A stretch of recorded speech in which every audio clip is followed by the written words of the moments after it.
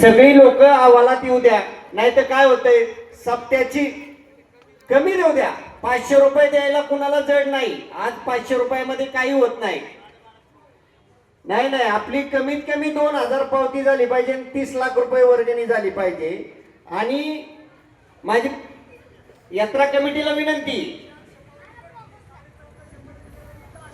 ते थोडस दुर्लक्ष झालं की काय निवडणूक आलं काय आलं की थोडं माणसं मागे सरतात. पण आता काय 2-4 वर्षी निवडणूक नाही, त्याच्यामुळे अजिबात काळजी करू नका.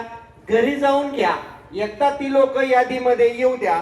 आणि ती एकदा यादीमध्ये आली ना, आता काय होतंय, सप्ताह आला, गणपती आला, कोणताही उत्सव, गावातले व्यापारी लोक आणि पुढारी लोक, दुसरं कोणाला काही जळ बसत नाही.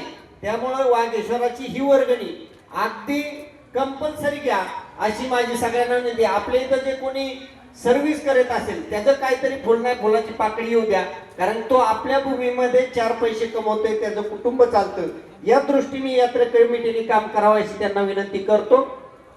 आणि वाघेश्वर मंदिराच्या जीर्णोद्धारासाठी जे आपलं काय काम राहिलेलं आहे पाटील, त्याच्यामध्ये इथं पावती पुस्तक आहे. कुणालाही त्या संदर्भात वर्गणी द्यायची असेल तर ते पुस्तक इथं आहे.